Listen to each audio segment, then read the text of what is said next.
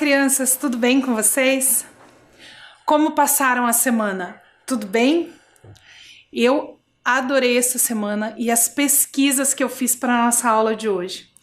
Lembra que na semana passada, então, nós começamos a falar sobre as organizações religiosas e falamos um pouquinho de como que ia funcionar as nossas próximas aulas, certo? Então, nós estamos aqui hoje para falar um pouquinho das organizações religiosas de matriz ocidental. Mas antes da gente começar, lembra da tarefa da semana passada? Então, eu vou dar um tempinho para você pegar o seu material, o seu caderno ou a sua folha de anotação, seu lápis ou a sua caneta, e a gente volta, então, para falar um pouquinho da nossa atividade da semana passada antes de começar o conteúdo de hoje. Combinado? Eu espero você!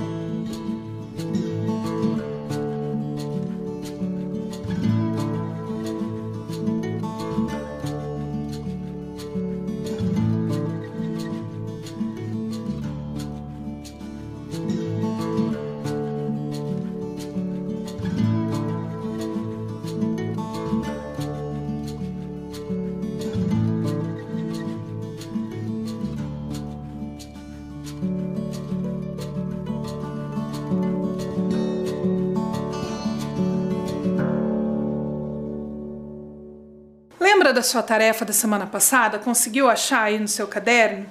Você tinha que responder o que é religião. Antes de eu te passar o que está escrito no dicionário, quero falar que não existe resposta certa ou errada. Não precisa apagar o que você fez se o que eu trouxe do dicionário estiver diferente. Porque em cada cultura, em cada comunidade, essa palavra ela vai ter um significado diferente.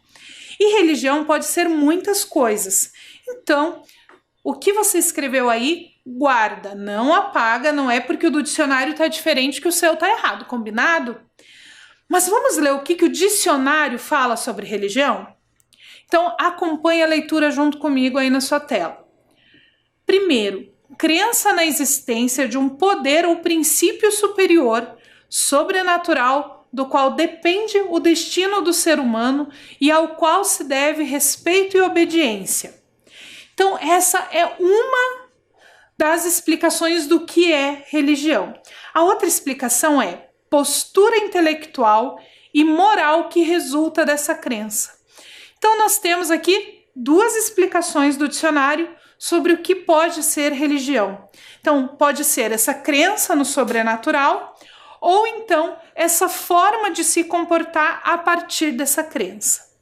Mas o dicionário não traz só isso. Nós temos mais um pouquinho lá. Acompanhe a leitura comigo.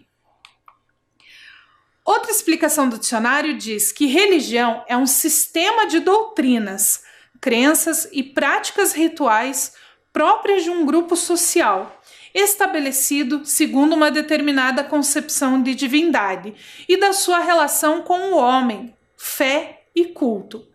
Então aqui é mais perto do que a gente entende por organização religiosa, que são aquelas que têm um nome específico, que tem uma série de regras, de doutrinas a serem seguidas. Essa é a explicação mais comum de nós encontrarmos, principalmente quando a gente fala do nome das religiões, do nome dessas organizações. Mas o dicionário não traz só isso, temos mais um pouquinho lá sobre o que é religião. Outra explicação do dicionário diz que religião é o culto que se presta à divindade, consolidado nesse sistema de crenças. Então, para essa explicação, aquele momento de culto também é uma forma de religião. E por fim, o dicionário traz que é a observância cuidadosa e contrita dos preceitos religiosos, devoção, piedade e fervor. Então, tudo isso que o dicionário traz faz parte desse sistema de crenças, que é essa forma de acreditar e essa forma de se relacionar com o que se acredita. Por exemplo, se nós pensarmos dentro do cristianismo, o cristianismo é uma forma de crença, de acreditar na figura de Jesus Cristo como o Salvador da humanidade. Mas dentro desse sistema nós temos várias religiões diferentes, com doutrinas diferentes, com regras diferentes e até formas de acreditar nessa figura de Jesus diferentes. Se nós pegarmos, por exemplo, dentro do cristianismo, nós vamos ter o catolicismo, o protestantismo. Dentro do protestantismo nós temos várias formas diferentes de se organizar. Por isso que eu disse para você que religião é muito difícil da gente definir. Por isso não existe uma resposta errada, porque podem ser várias coisas associadas. Combinado? Então agora que você já viu o que é religião, nós vamos falar sobre religiões ocidentais. Mas o que será que são religiões ocidentais? Se nós pensarmos somente no mapa e numa divisão entre ocidental, oriental, norte e sul, nós vamos ter uma divisão parecida com essa imagem. Como se eu tivesse pegado lá o mapa, né, o círculo que representa o planeta Terra, e dividido com uma régua. Mas isso seria uma divisão somente de espaço. Ela não estaria condizente com a cultura das pessoas, com a crença das pessoas. Pensando nisso, a nossa divisão de matrizes em oriental, ocidental, africana e indígena, ela não é dividida só pela região onde a pessoa está, onde a religião surgiu, onde a religião está presente. Essa divisão foi feita pensada na cultura, pensando na cultura desses povos. Alguns anos atrás, nós tínhamos um problema muito grande no planeta Terra de guerras. Não que as guerras tenham acabado, hoje nós ainda temos guerras, mas um pouco menores, envolvendo um número menor de países. Mas nós tivemos uma guerra chamada Guerra Fria. E esse período de Guerra Fria, que você vai estudar muito ainda nas aulas de história, foi responsável por repensar essa divisão entre oriental e ocidental no campo da cultura. Um dos estudiosos disso, José Henrique Bortolucci, explica para a gente o seguinte: no período da Guerra Fria, o conceito de Ocidente passa a ser associado à existência de certas instituições, como a democracia e o capitalismo, e ainda que de maneira difusa, também valores judaico-cristãos. Então, o que o José Henrique Bortolucci explica para a gente é que com esse advento da Guerra Fria, essa divisão passou a ser repensada a partir dessas instituições e desses valores. E o mapa da divisão entre oriental e ocidental ficou mais ou menos assim. O que está em azul é, então, o modo de pensar ocidental. E as religiões ocidentais também estão presentes nesses espaços. O que está em vermelho é o que comporta, então, o Oriente. E aí nós temos ainda a questão indígena e a questão afro, que nós vamos trabalhar em outras aulas. Então, só para você ter uma ideia de onde vem ou de onde estão essas religiões que nós vamos falar hoje, estão nessa parte azul do mapa. Nós vamos falar um pouquinho sobre religiões que vieram desses espaços. Aí você vai dizer para mim assim, mas professora, eu moro no Brasil, que está ali na parte branca, e a minha religião é uma dessas que você falou hoje. Sim, aqui no Brasil nós temos religiões de todas as matrizes. Como o Brasil foi um país colonizado por europeus e depois vieram muitos imigrantes, quando essas pessoas vieram para cá, elas trouxeram também a sua religião. Então aqui no Brasil nós vamos ter religiões ocidentais, orientais, africanas e também ainda resquícios das religiões de matriz indígena, que era quem já estava aqui antes dos colonizadores chegarem, que são as religiões que já estavam presentes no período de colonização. E aí, todo mundo que vinha chegando no Brasil trazia também a sua religião. Por isso nós temos tanta diversidade religiosa aqui no nosso país. E para nós começarmos a nossa conversa hoje, eu tenho uma convidada mais que especial. É a Luísa. A Luísa assistiu a nossa aula onde nós falamos sobre o ensinamento dos valores entre os cristãos, lembra? Que nós estávamos falando de ancestralidade, tradição oral, e nós falamos de como que os cristãos passam os seus valores na família pela ancestralidade. A Luísa assistiu essa aula e preparou um vídeo explicando pra gente um pouquinho sobre a religião dela. Vamos aprender então com a Luísa? Olá, eu sou a Luísa e sabia que no século XVI não existia protestantes? Sabia que no século XVI só os padres tinham acesso à Bíblia? Sabia que um homem muito importante no século XVI queria ter acesso à Bíblia e o nome dele era Martinho Lutero? Um dia o Martinho Lutero conseguiu ter acesso à Bíblia, mas quando viu, teve uma revolta. Antigamente, as pessoas falavam para pagar para ir ao céu. Imagine isso, tinha que pagar para ir para o céu. Por causa do Martinho Lutero, tivemos a Reforma Protestante. Mas o que é Reforma Protestante? Protestantismo é um movimento religioso de separação das igrejas cristãs ocidentais da Igreja Católica durante a Reforma do século XVI. E hoje podemos livremente ler a Bíblia.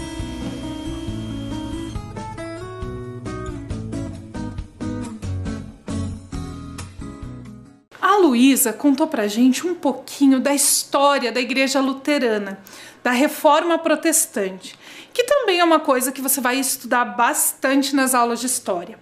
E dentro dessa Reforma Protestante, nós tínhamos uma pessoa muito importante, que foi Martinho Lutero.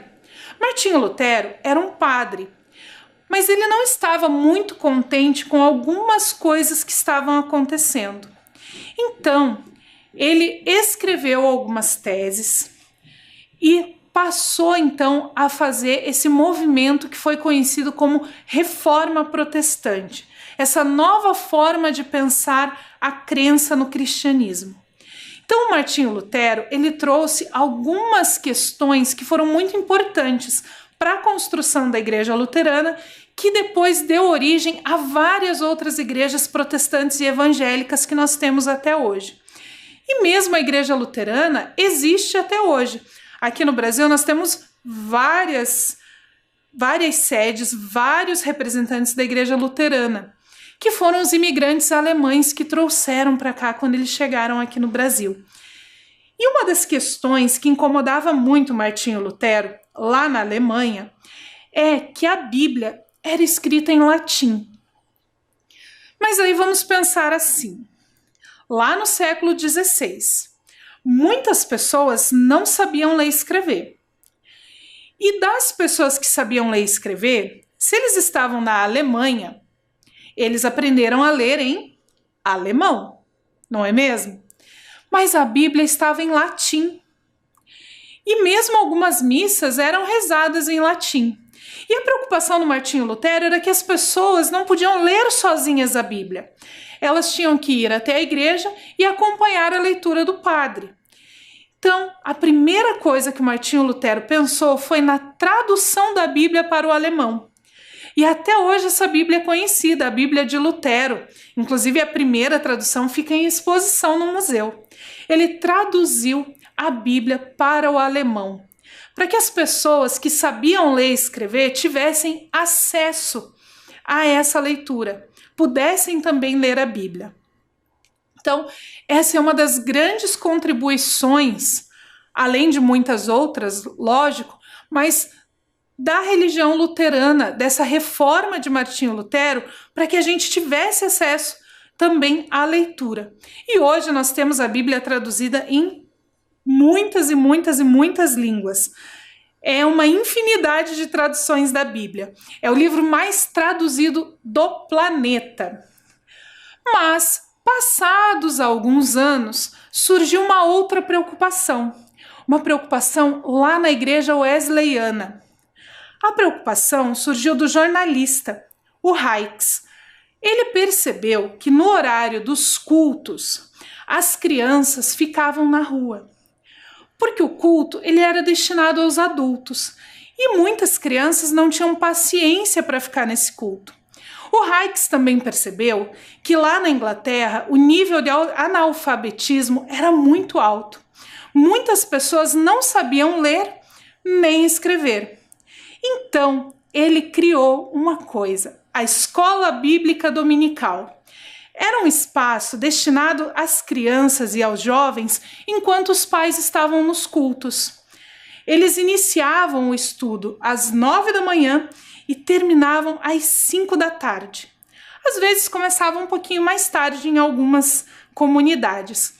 Mas o Hykes percebeu que além de ficar com essas crianças e esses jovens nesses espaços, era importante ensinar eles a ler e a escrever.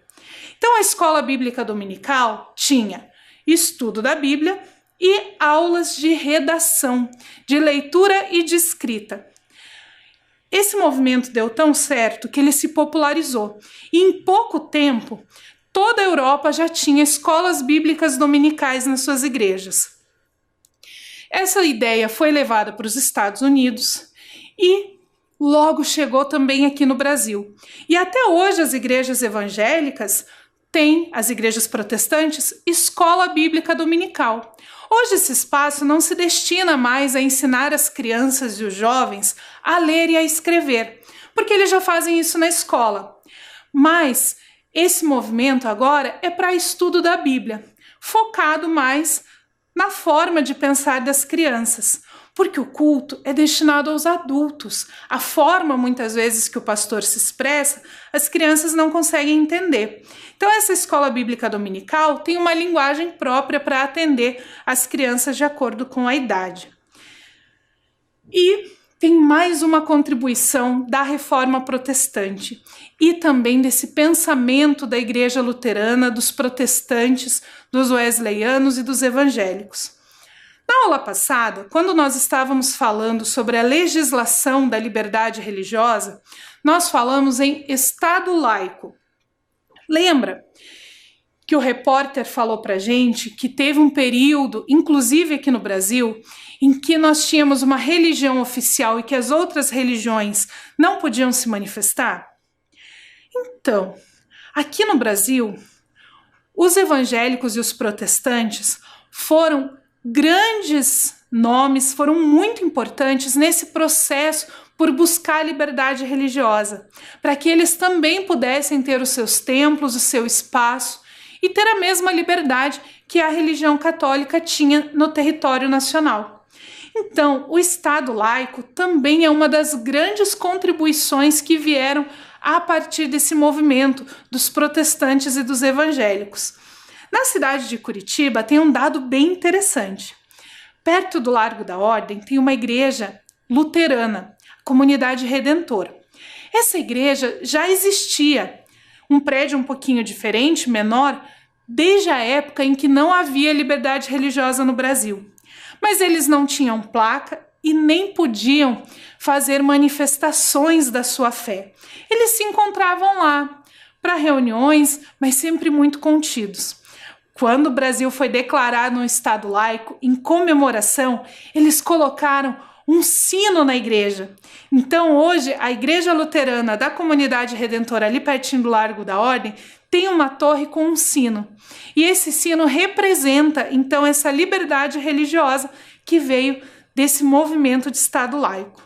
Olha que legal, quantas contribuições que vieram a partir de uma religião, contribuições para o desenvolvimento da cidade, para o desenvolvimento social, várias questões importantes. Mas agora nós vamos falar de outra religião. E eu vou convidar você para, junto comigo e com o Jean Kulcheski, aprender um pouquinho sobre o Espiritismo e algumas contribuições dele para a nossa sociedade. Acompanhe o vídeo lá comigo. O meu nome é Jean Kulcheski e vou falar um pouquinho para vocês sobre o Espiritismo. Como que surgiu? Então, lá em meados da década de 1850, na Europa, existia um fenômeno chamado mesas girantes. E isso chamava muito a atenção das pessoas. Todo mundo lá ficava admirando aquelas mesas que giravam, que se movimentavam, chegavam até a saltar, sem que ninguém tivesse ali de fato empurrando a mesa ou erguendo ela para que ela saltasse.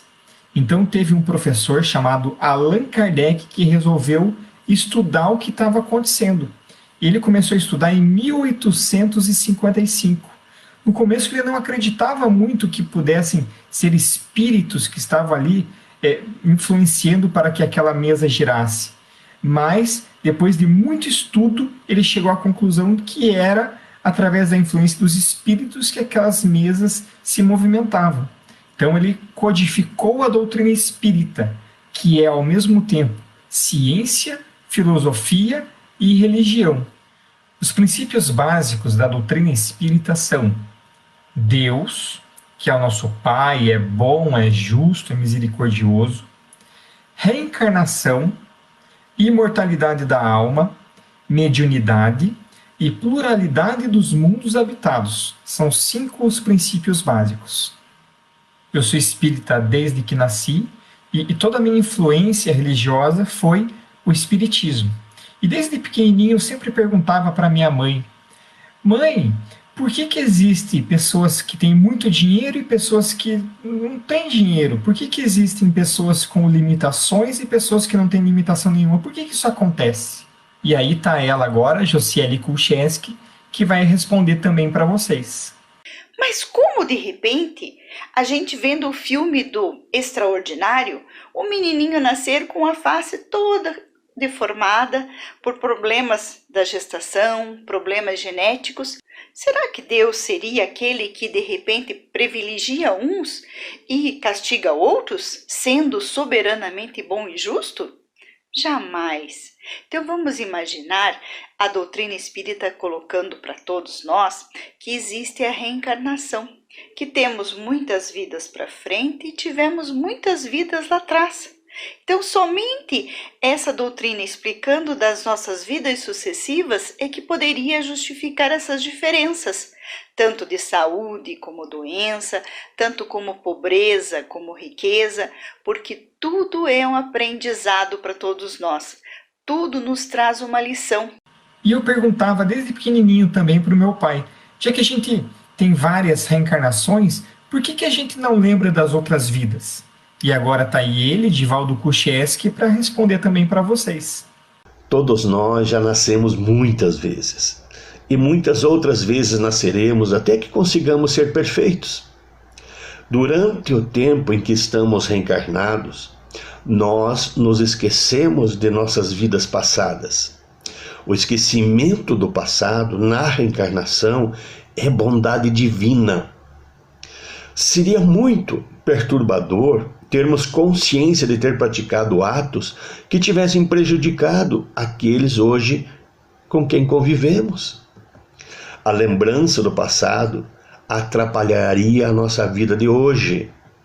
Por isso, Deus, em sua infinita misericórdia, nos faz esquecer temporariamente o que fomos nas encarnações anteriores.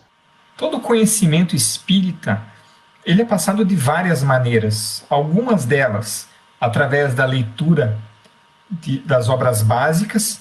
Kardec deixou 5 livros que formam o Pentateuco Espírita. São 5 livros: o Livro dos Espíritos, o Livro dos Médiuns, o Evangelho segundo o Espiritismo, o Céu e o Inferno e a Gênese. Então é através da leitura dessas obras e tantas outras subsidiárias, é através das palestras que tem nas casas espíritas, ou até grupos de estudo nas casas espíritas, e é também na família, ali você conversando com o teu pai, com a tua mãe, que eles vão passando bastante conhecimento para vocês também. E foi isso que aconteceu comigo. E agora tudo isso aí do espiritismo, eu e a minha esposa, a gente vai passar para nossa filha, a Júlia, que está com 1 ano e 4 meses. Ela é bem novinha, mas ela vai crescendo e a gente vai passando tudo isso para ela. E uma coisa que eu queria até frisar é que O grande guia e modelo da doutrina espírita é Jesus. É Jesus que a gente tem como guia e modelo. Então, uma das coisas que eu já estou colocando ali para minha filha é nós buscarmos sempre seguirmos os ensinamentos do Mestre Jesus. Julião, e o que Jesus ensina para a gente? Que a gente tem que fazer para o outro o que a gente quer que o outro faça para a gente. O Jean falou aí no vídeo de uma pessoa muito importante para o movimento espírita, para essa doutrina, essa religião, que foi Allan Kardec. Allan Kardec, então, foi a pessoa que decodificou o espiritismo. Não foi ele quem criou o espiritismo.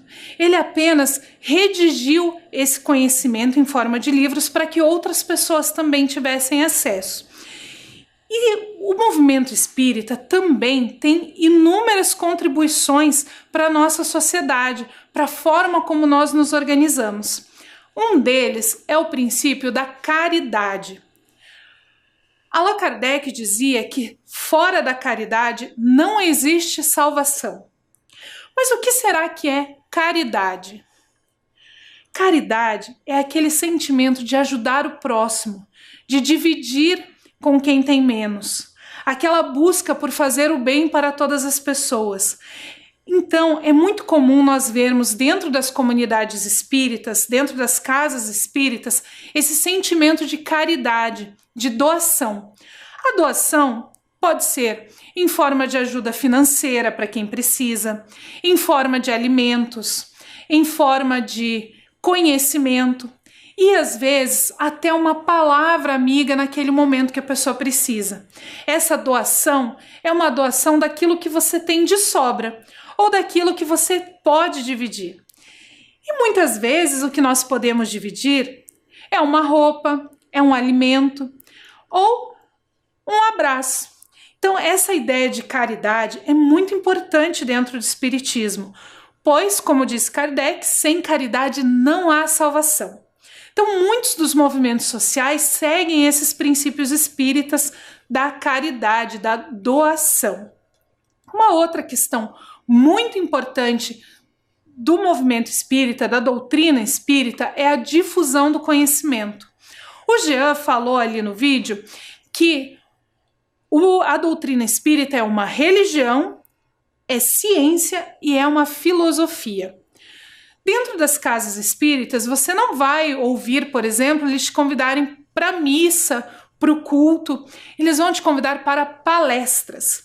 Essas palestras, elas podem trazer os conhecimentos religiosos, podem trazer conhecimentos filosóficos, conhecimentos científicos. São palestras que trazem muito conhecimento para esse desenvolvimento do ser humano também pelo conhecimento. Então, a difusão do conhecimento é uma questão muito importante dentro da doutrina espírita e contribui muito para várias áreas da sociedade, não só para quem segue a religião. Nós temos vários programas de televisão, programas de rádio que trazem esses conhecimentos para quem quiser ouvir, não só para os seguidores do espiritismo, mas também para toda a população. Essa difusão do conhecimento é um dos princípios também desta religião do espiritismo.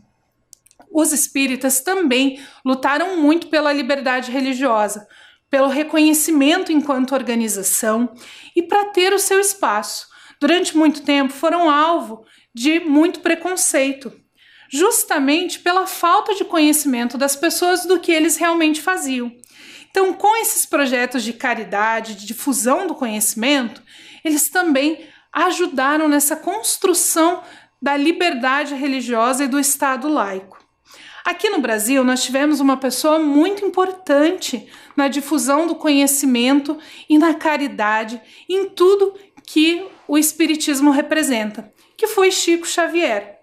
Chico Xavier é reconhecido não só como espírita, mas também como um dos grandes líderes religiosos aqui no Brasil. Então, agora que você já aprendeu um pouquinho sobre as contribuições do protetor protestantismo e do espiritismo na sociedade, na construção das cidades e no desenvolvimento das cidades, a gente vai ver um pouquinho do que você pode fazer. Então, a sua tarefa de hoje é pensar e escrever como você pode ajudar, como você pode contribuir para o desenvolvimento da sua casa. Lógico que nós em casa não temos como contribuir tanto no desenvolvimento da cidade como uma religião consegue, mas nós podemos começar na nossa casa. Então, anota lá a sua tarefa e durante a semana você pensa em como você pode contribuir para o desenvolvimento aí da sua casa, da sua família, combinado? Então, copia lá.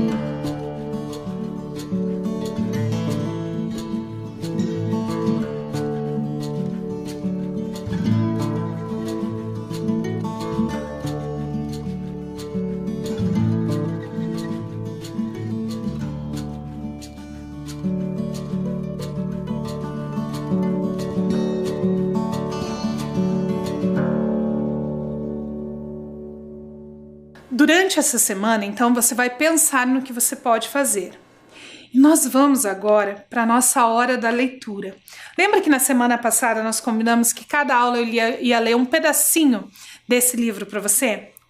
Então, esse livro vai ajudar também você a pensar aí nessa sua atividade, em como que você pode ajudar o próximo.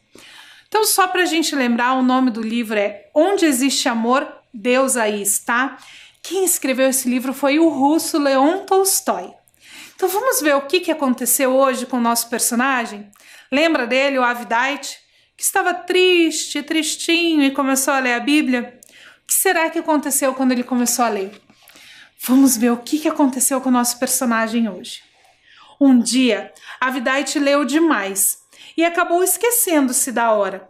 Estava lendo o Evangelho de Lucas e no capítulo 6 deparou-se com os versículos 29 a 31, que dizia o seguinte: a quem te ferir numa face, oferece a outra. A quem te arrebatar a capa, não recuses a túnica. Dá a quem te pedir e não reclames de alguém tomar o que é teu. Como quereis que os outros vos façam, fazei também a eles. Leu também os versículos 46 a 49. Por que me chamais Senhor, Senhor, mas não fazeis o que eu digo? Vou mostrar-vos a quem é comparável todo o que vem a mim. Escuta as minhas palavras e as põe em prática. Assemelha-se a um homem que, ao construir uma casa, cavou tanto, aprofundou e lançou os alicerces sobre a rocha. Veio a enchente, a torrente deu contra essa casa, mas não pôde abalar, porque estava bem construída. Aquele, porém, que escutou e não pôs em prática, é semelhante a um homem que construiu sua casa na areia, sem alicerce. A chuva veio contra ela e imediatamente desabou. Foi uma grande ruína. Avidite leu essas palavras e sentiu alegria na sua alma. Tirou os óculos, colocou sobre o livro e debruçou-se sobre a mesa. Pôs-se a refletir. Começou a comparar a sua vida com as palavras que tinha lido e pensava consigo mesmo: será que a minha casa está sobre a rocha ou sobre a areia? Ainda bem que está sobre a rocha. Parece tudo fácil quando estou sentado aqui. Parece que eu fiz tudo o que Deus mandou. Mas logo que me distraio, peco novamente. Apesar disso, vou continuar tentando. Pensando assim, quis ir deitar-se, mas não conseguia parar de ler. Avançou também no 7º capítulo. Leu sobre a história de um centurião, sobre o filho da viúva, sobre a resposta aos discípulos de João Batista. Chegou à parte em que o rico convidou Jesus para ir à sua casa e leu sobre uma mulher pecadora que lhe ungiu os pés, regando-os com as próprias lágrimas, e como ele a perdoou. Até que ele chegou no versículo 44, que dizia o seguinte: e voltando-se para a mulher, disse a Simão: vês esta outra mulher? Entrei em tua casa e não me derramaste água nos pés. Ela, ao contrário, regou meus pés com lágrimas e enxugou com os seus cabelos. Não me deste um ósculo, que quer dizer beijo no rosto. Ela, porém, desde que eu entrei, não parou de cobrir os meus pés de beijos. Não me derramaste óleo na cabeça. Ela ungiu os meus pés com perfume. Ele leu esses versos e pensou: não deu água para os pés, não deu beijo, não ungiu a cabeça com óleo. Avidite tirou novamente os óculos, colocou-os sobre o livro e pensou de novo. Pelo jeito, o fariseu era como eu, que também só pensava em mim mesmo. Tomava o meu chá num cantinho quente e aconchegante, sem preocupar-me com as visitas. Só me lembrava de mim e esquecia-me dos outros. E quem era o convidado do fariseu? O próprio Jesus. Se ele viesse me visitar, será que eu agiria assim? Avidite, debruçado sobre a mesa, nem percebeu quando adormeceu. Martim! Ouviu de repente alguém soprar em seu ouvido. Alvoroçou-se meio zonzo de sono e disse: quem está aí? Voltou-se e olhou para a porta. Não havia ninguém. Adormeceu novamente. De súbito ouviu nitidamente: Martim! Olá, Martim! Amanhã fique olhando para a rua, que eu vou chegar. Ele se acordou assustado, levantou-se da cadeira e começou a esfregar os olhos. Não conseguia entender se ouvira aquelas palavras em sonho ou se era realidade. Apagou seu lampião e foi dormir. Avidite levantou-se antes do amanhecer, orou a Deus, acendeu o fogão, colocou para esquentar a sopa de repolho, acendeu o samovar, vestiu o avental e sentou-se junto à janela para trabalhar. Ficou sentado, refletindo sobre tudo o que acontecera no dia anterior. Algumas vezes pensava que tudo fora uma ilusão, e em outras que realmente ouvira a voz. Bem, pensou, isso acontece. Ficou sentado próximo à janela, menos trabalhando e mais olhando para a rua. Quando passava alguém usando calçados desconhecidos, ele procurava abaixar-se para ver também o rosto da pessoa.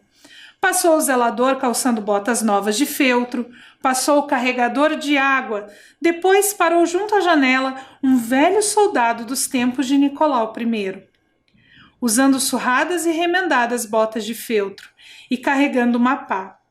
Avidite reconheceu-o pelas botas. O velho se chamava Stepanite. Morava de favor na casa do mercador vizinho e tinha por obrigação ajudar o zelador. Stepanite começou a limpar a neve em frente à janela de Avidite. Este o olhou e voltou para o seu trabalho. Pelo jeito estou ficando bobo depois de velho, riu por dentro Avidite. Stepanite chega para limpar a neve e eu pensando que era Cristo que veio me visitar. Sou mesmo um velho caduco. Depois de dar uns 10 pontos no couro, Avidite sentiu novamente vontade de olhar pela janela. Olhou e viu que Stepanite encostara a pá na parede e estava parado, aquecendo-se ou descansando. Era um homem velho e não tinha forças suficientes para tirar toda a neve. Avidite pensou: por que eu não vou convidar ele para tomar chá? Aliás, o samovar já estava fervendo. Avidite espetou o furador no couro, levantou-se, pôs o samovar sobre a mesa, despejou nele o chá e bateu com o dedo no vidro da janela. Stepanite aproximou-se. Avidite acenou e fez que ia abrir a porta. Entre, aqueça-se um pouco, disse ele. Você deve estar congelado. Ai, graças a Deus, senhor Avidite, eu já estava até com dor nos ossos, disse Stepanite. Ele entrou, espanou a neve, começou a limpar os pés para não sujar o chão, mas cambaleou. Não precisava limpar. Eu limpo depois, disse Avidite. Sente-se. Então, Avidite encheu 2 copos, serviu o visitante e começou a soprar o seu chá para ele esfriar. Nesse trecho da história hoje, nós vimos como Avidite conseguiu ajudar o próximo. Só uma ideia aí de como que você pode pensar na sua tarefa dessa semana, como que você pode, então, ajudar o próximo. Com isso, nós encerramos a nossa aula de hoje. Fique bem, lave bem as mãos, tome bastante água e nós nos encontramos na semana que vem para falar mais um pouquinho sobre as religiões de matriz ocidental e aprender mais um pouquinho da história do Avidite. Então, até semana que vem.